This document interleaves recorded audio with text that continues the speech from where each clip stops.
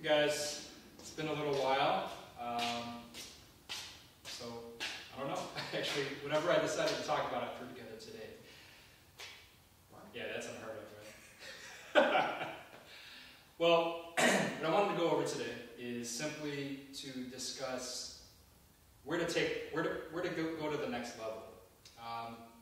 If you guys are familiar with Clark Terry, he's a famous jazz musician. What he always says about learning an art is in 3 steps. It might sound easier than it actually is. But the first thing is imitate, assimilate, and then innovate. And a lot of times, especially as people who study Wing Chun, the first thing you do is you imitate. And a lot of it is simply just monkey see, monkey do. All right? You watch somebody do what they're doing, you repeat, and you just keep practicing that over and over. But the tendency is to get really lost in that, and you never, ever really take in that information and make it your own. So when you're practicing or learning a lot of these new techniques, or whatever it may be, the first thing that you're doing is you're copying your Sifu. Whatever it is, maybe the stance, the punch, the shift, the forms, until you memorize that, until you do that rote learning until it becomes second nature. And then you start to really get into awareness. So going back to simply using Ijikimima as the example, the stance. The 3 things that you need to ask yourself. Why do you do it? How do you do it? And what it is that you're looking for. So why, how, and what. I don't know if really when or where actually applies. I'm sure it does in some capacity. But for instance, so you're asking yourself, why do you do Ijikimima? Well, the reason why is to control your center. All right? You first do it to develop that awareness, but you want to be able to control that center of gravity, to control that balance.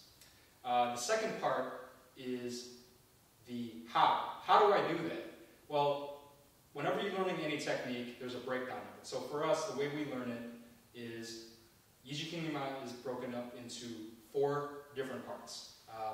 Hopefully Sifu can show us right now. So the first one, well, you're just standing there looking pretty. That's my role.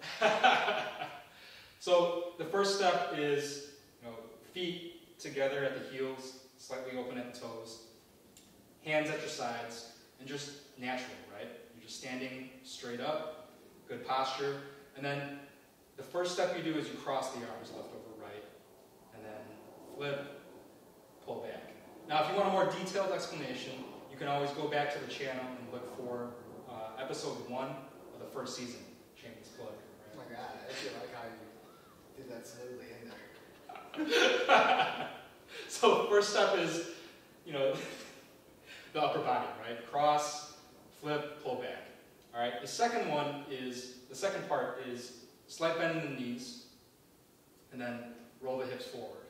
Okay. And then you open up, so the feet open up to the sides, and then the rest of the stance, so the heels come out.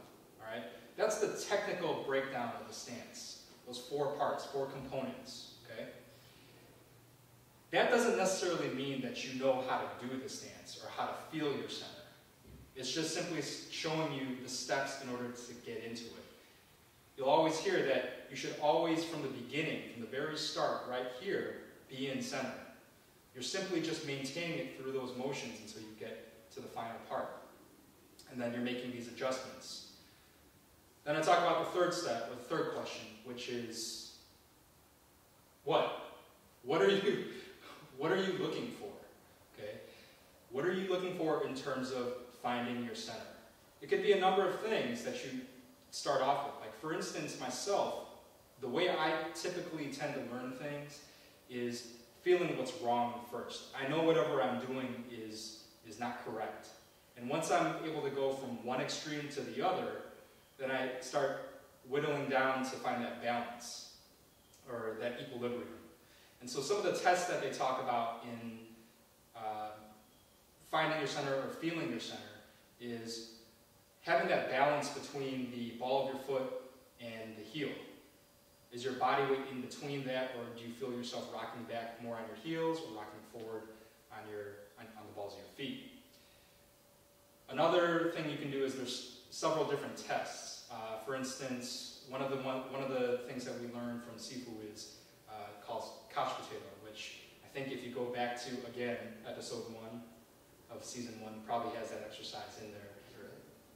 I don't know. You'll have to edit that in. Just go back in. Always go to the basics. The other one is that self-test, where your Sifu is the wall, and I get into my stance, and I can kind of push against the wall to see if that force is getting guided down to the ground, or if it's rocking me back onto the heels. Okay. Time out. Yeah, that's the time out test. What's the third one? Gripping the floor with your toes. If you can grip the floor with your toes, then that's a pretty good indicator.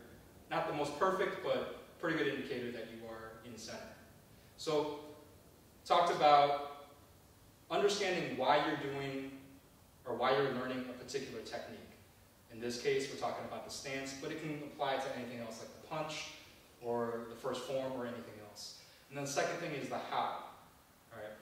How do you go about doing it, learning the technical breakdown, and then finally, what it is that you're actually feeling or supposed to be looking for. All right? I hope those things help you out and give you a basic understanding of where you want to start and the kind of mentality that you need when you are learning various things throughout the art. It's a lot of philosophical stuff there, right? And that, I look up that jazz musician you said. Clark Terry. Yeah. Does he know like Justin Bieber? Among the jazz community, yes. I just figured I'm a little overdressed in terms of talking philosophy. I don't know. Part of me feels like I should just take off my shirt. Another part of me feels like I should be sitting in a nice chair, tank top, baseball cap. Nice. Maybe he'll edit that part out. I don't know. It's election season, so there's going to be a lot of mudslinging. In any case, hope that helps you guys out, and I'll see you next time.